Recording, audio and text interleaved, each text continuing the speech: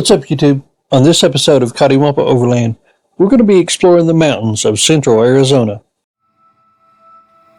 We don't need a destination, let's go where the river's taking us. When we let you on the last episode, we had came into Kingman, Arizona on Route 66. From there, we decided to make our way to the saguaro-covered mountains of central Arizona.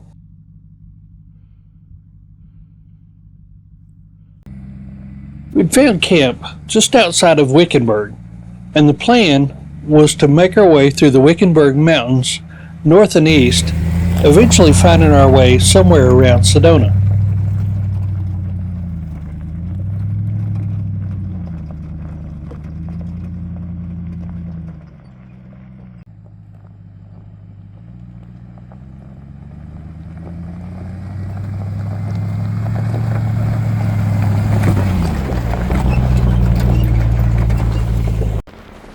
Up until this point, the Appalachian X had been on several test runs, but this time we were hoping to put it through a little bit more of its paces to see just what it could take. From the looks of the map, it looked like it was going to be a little bit before we started getting into the tougher trails, but we certainly didn't mind the views here at all.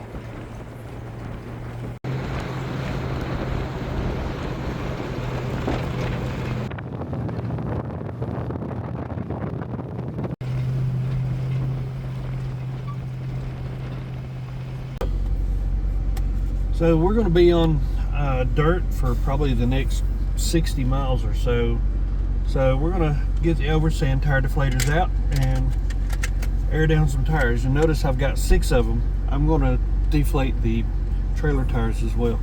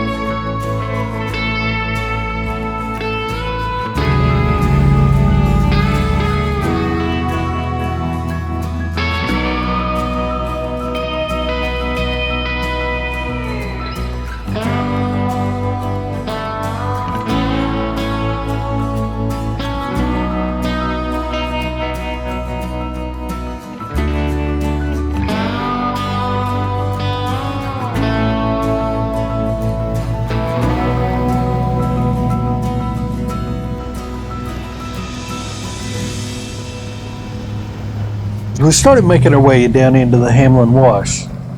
The trail started getting tighter, and that's exactly what we were looking for. This drive down through the Hieroglyphic Mountains is rated a 2 on Trails Off-road. One of the things that we really liked about it was all the different cactus that are growing along this canyon. It was completely dry while we were here, but I could see needing to watch the weather when you're here in the spring or in the monsoon season.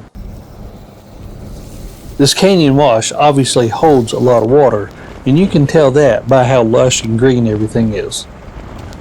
As lush and green as everything was here in the canyon, all you had to do was look up onto the rugged hillsides to tell yourself you were firmly in a desert.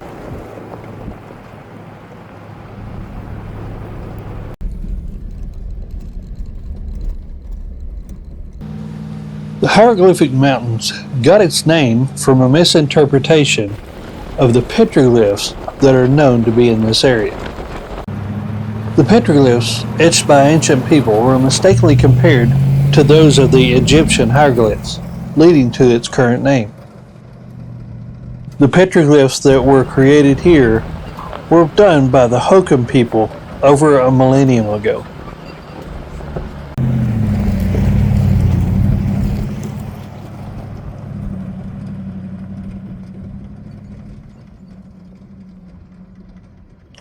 There are a couple gates down through here, and just like any other gate on BLM land, if you find it closed, close it after you go through it.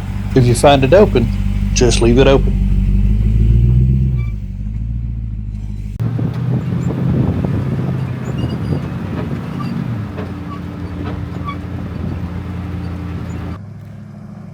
Just past this gate, we turned more north and started over toward Walker Gulch.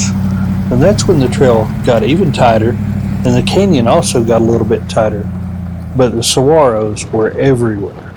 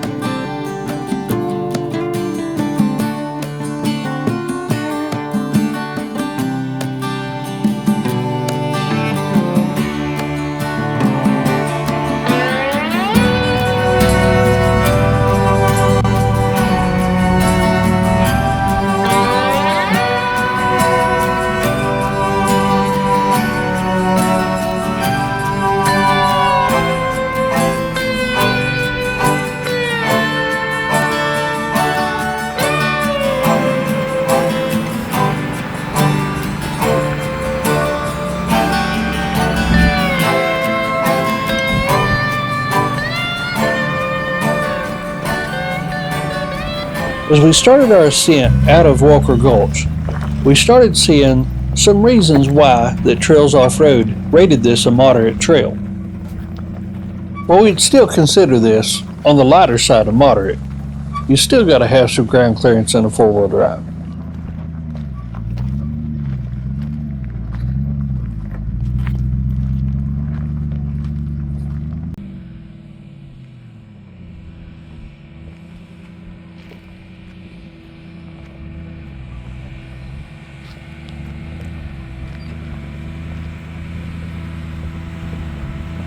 I know by this point you've probably heard that obnoxious squeak that we found. We had changed to a different spring setup, and for some reason it's rubbing and making some noise. So we're going back to our original Claytons.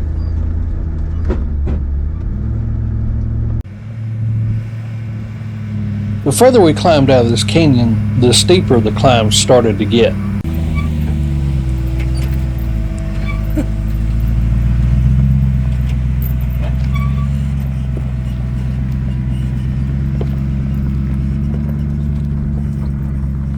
The further we climbed out of this canyon, not only did it get more scenic, but the trail also got a lot better.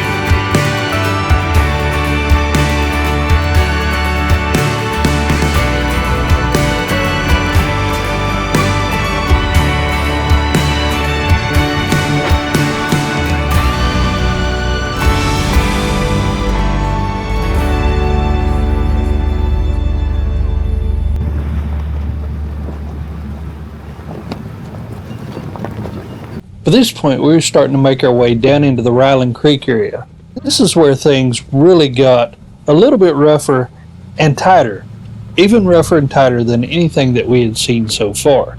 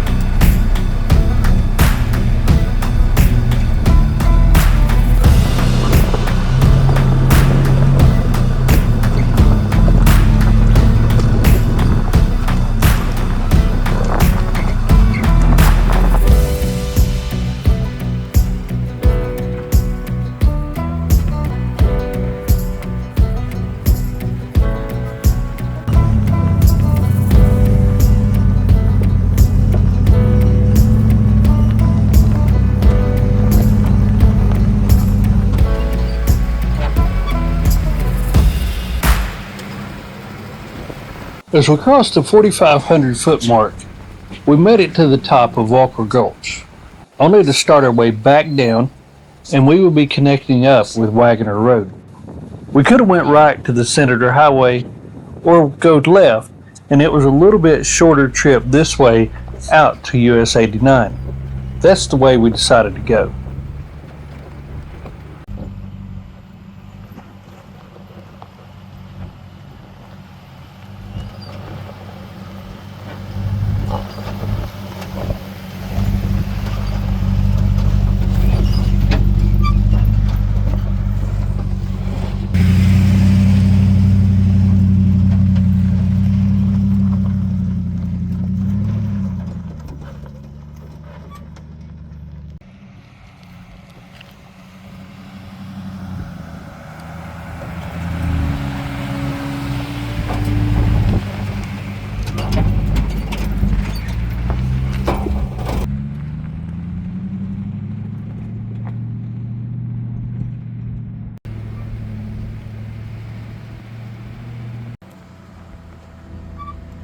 Now, I'm not sure about the eastern side of Wagoner Road that turns into Senator, but on the western side, it does still have some rougher sections to it, so I wouldn't classify this as an easy trail.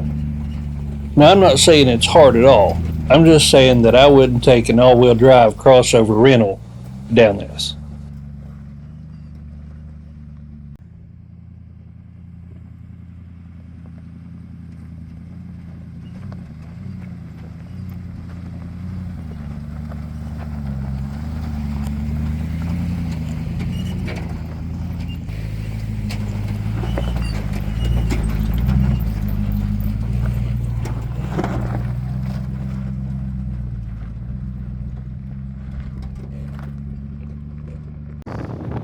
About 3 miles from where you turn left off of Walker Gulch, the road gets smoother, wider, and everything starts to flatten out. At this point, you're only about 11 miles from Blacktop.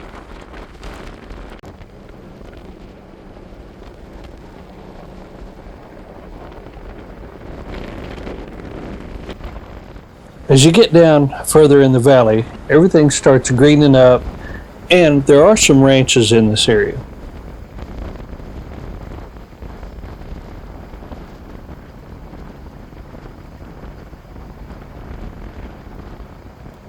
One of the things we always look out for while we're out here traveling is smoke from forest fires, and that's what we noticed off into the distance to the north.